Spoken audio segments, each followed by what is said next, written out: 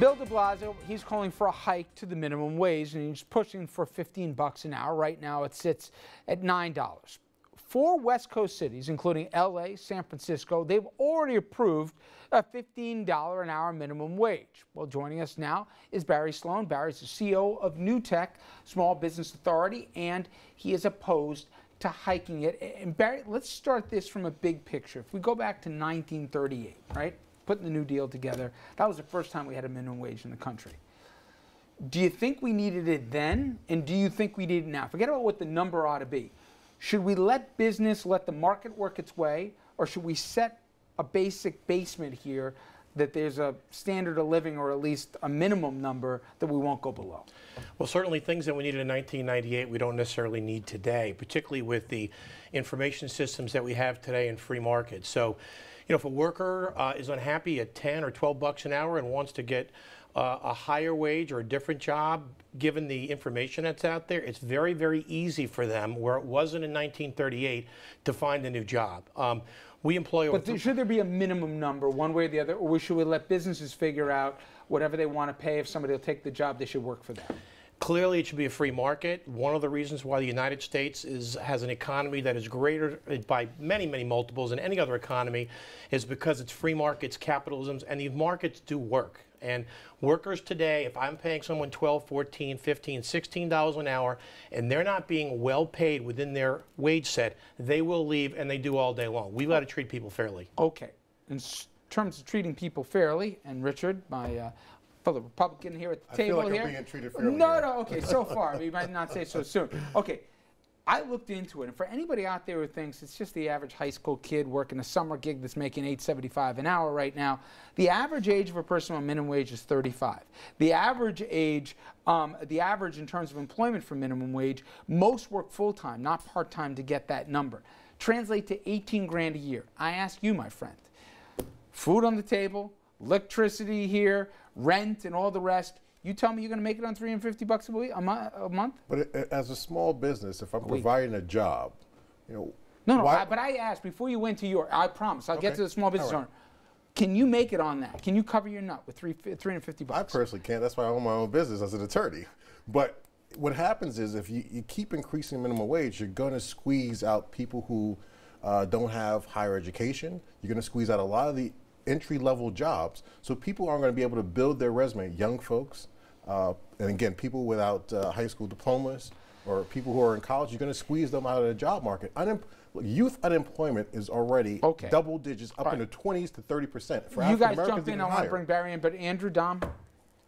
I think there's two major arguments that I would say that support the minimum wage. The first is $8.25 an hour is essentially corporate socialism, because the people who make that money then have to go on food stamps or go on welfare, and so you're asking taxpayers to make up the rest of the difference, which really puts the rest of us in a difficult bind. Well, they are taxpayers too, by the way. No, I understand that, but if you're not paying them enough to get by, then the federal government has to step in, and that affects all of us. And I would venture to guess that you both are not the greatest supporters of either welfare or food stamps or those kinds of programs. The second point is that historically, as you look through the minimum wage and as we've kept the minimum wage up, that's been one of the bulwarks that's allowed our economy to prosper and allowed our middle class to grow. It's been a step that's allowed people to move into the middle class, and I think that's one of the reasons why we're seeing such a strain on the middle class right now.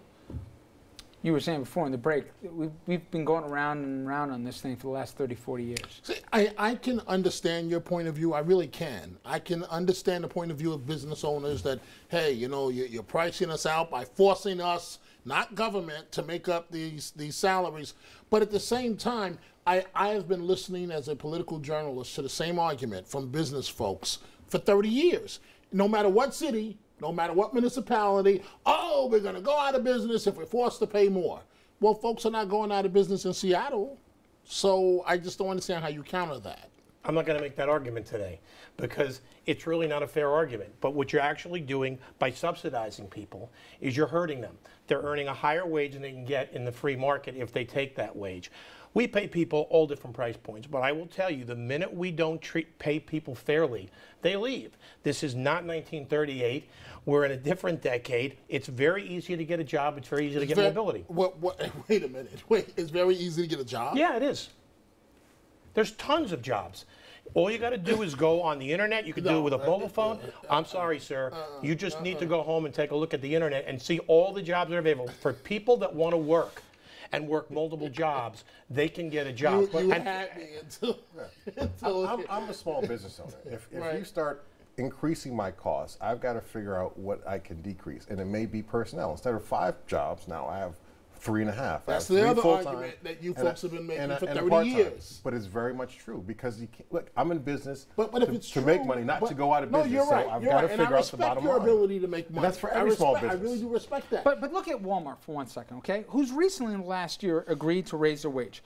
You look at last year, $6 billion to the 5 of us that we had to go in our pockets as taxpayers to make up for what their employees were on food stamps that were working there because they didn't pay them enough. We had to go in our pockets to subsidize it. Now, you want to just talk from a macro economy, not from the small business guy for 1 second? Who do you think you're going to give money to that's going to put it right back in the economy? You give it to the guy on minimum wage. I guarantee you, he's not setting up an IRA. He's putting food on the table or doing whatever else. They don't have to stay at that level. It's an entry-level position that provides. So where are they going? Thousands of jobs. I already said, in New York alone, you got more than 500,000 people making that. Nationally, the average age of somebody is 35 age. But what's their education, though? But your job is, do you ability believe is in a based on basic qualifications. Should there be a living wage? No, not just out of the blue. And you shouldn't be entitled to just a living wage. That's ridiculous. So we should keep them underneath, put them in poverty. Absolutely not. But you're paid for what you're worth. That's it. That's the bottom line. That's why baseball players make $100 million because they're worth $100 million. That's making sure that they get. We don't want to do a union though for these folks, right? Well, no, hey, absolutely. If people want to organize unions, that's fine with me. I'm not gonna say no to that. I just don't know, Barry, how we can say, hey, if I can get you $5 an hour, if you'll make 10 grand a year, it's on you. I'm in agreement with you, and there's very few people that can live on that. That's why if that's the only job that person can get, chances are they've got to live with relatives, friends, family. They got to go to some kind of a charitable organization to support themselves. See, what we do is we give out these artificial subsidies, we give out laws, and we're basically coddling to these people. Where do they go if they're making 18 grand a year and you don't provide it? How, if you're them, okay, you're the breadwinner in your family, how you putting the lights on, how you feeding them, how you figuring out how you're going to get to work or not? How do you make it? I can't make the nut work at 18 grand a year, let alone I got 3 kids. If you've ever started up a business from scratch with nothing, you wouldn't answer that question. No, I actually did, believe it or not. My only point is I wouldn't pay somebody $8.75 an hour because, I don't know what kind of person I'm going to be able to get for $8.75 an hour, but more than that, I know somebody else is going to have to pick up the nut to cover them. We don't typically pay our staff minimum wage. I would venture to guess less than 2 or 3% of our staff gets paid minimum wage, and there's a reason for it. Those are the people that are the least desirable people in the workforce, and they're staying with you because they have no better place to go. So that means we mistreat them? No. Because they have no other place to go? I'm not mistreating them. But you just said, we employ 350 people. Okay. We pay a lot of taxes. We grow people in our organization, and we pay premiums.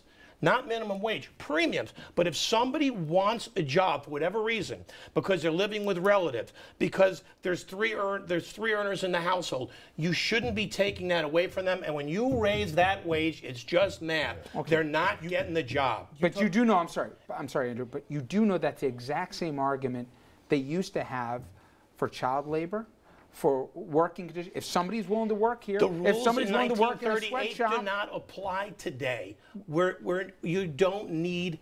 There's full information.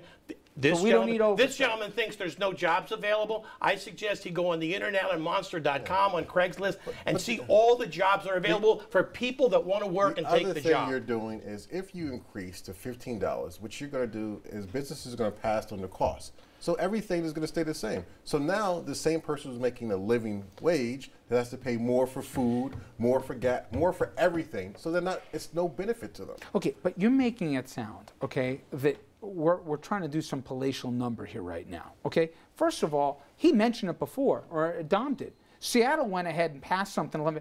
They can't claim. Over time. They jacked it up. They're making more than 11 right now. And right now, they showed no depreciable impact on the greater economy. Moreover here, if you factor in inflation, you go back to 1938, the minimum wage should be 11 bucks right now. We have not kept up with inflation in terms of the minimum wage. I'm not saying give everybody 30 bucks an hour. It's a real world. I'm a businessman. Believe me, I get it. You want to control your costs. But there has to be a certain level. Fair, that's a fair point. Remember, the same people who are against didn't like the idea of Social Security. That's a fair didn't like point. the idea of Medicare, right? Imagine right now trying to sell That's that. a fair point. I'm not saying you don't have to increase minimum wage or you should increase it. I mean, but it shouldn't be an automatic, you get $20 an hour. That should be, what is that based on? Who said 20 bucks? That's a living wage, right? That's what some people would consider $20 an hour, $18 an hour, $15, a living wage. Why should you be entitled to $15 an hour? Why 11? Why 13? Why? I don't understand. It doesn't make any sense. Are you willing to says go so. Are you willing to go that Because far? somebody You says said so. you want to let the market decide. Right. If the market drops, I mean, if somebody lowers it to $5 an hour, everybody's going down to $5 an hour. Then everybody's going to $4.50. No, they're not. That's the way the No, market that's works. a fallacy. If that's The the market- base, if the that's the market base does- pay, the that's where market everybody's doesn't going work. to go. The market doesn't People work won't that take way jobs because at you that. got to have people do these jobs. Well, and then you why got are to there pay the minimum people. wage jobs right now? Why are there companies paying only the minimum people wage? have the Because that's the Why are basement. people at That's the It has McDonald's nothing making to do- $8.25 It- an hour? Can you imagine paying people at McDonald's $15 an hour? 'Cause Now you're- your Big Mac is $17. Because It doesn't make sense. you're not encouraging people to train themselves, to educate themselves, to work harder, to be progressive. You're just giving them stuff, and they fall into that comfort zone. I would not only part on that, but I also would think we're not exactly talking Rybrook, New York everywhere. Sometimes there's only one Walmart in the entire city. You go up in the valley to some of the ghost towns I've gone into, it's not like they've got 12 other places competing for their employment. So if that employer, and you want to take away any regulation and let the market do its will, somebody will work for $2.50 an hour, okay? And then we become a third world. So to me, I'd like to think America, we got a little bit of a different standard than that. But as they say, to be continued here. Great conversation, Barry. Thank you. You got to come back here. I said Dominic got worked up here. All right, coming up next. You think it would be black and white, either you're black or you're white, but don't tell that to Rachel Dolezal. She was born white to white parents, but she told everyone, no, she's a black woman, and even got a job running a chapter of the NAACP. Instead of calling herself a liar, now she's being called transracial. We'll discuss after this.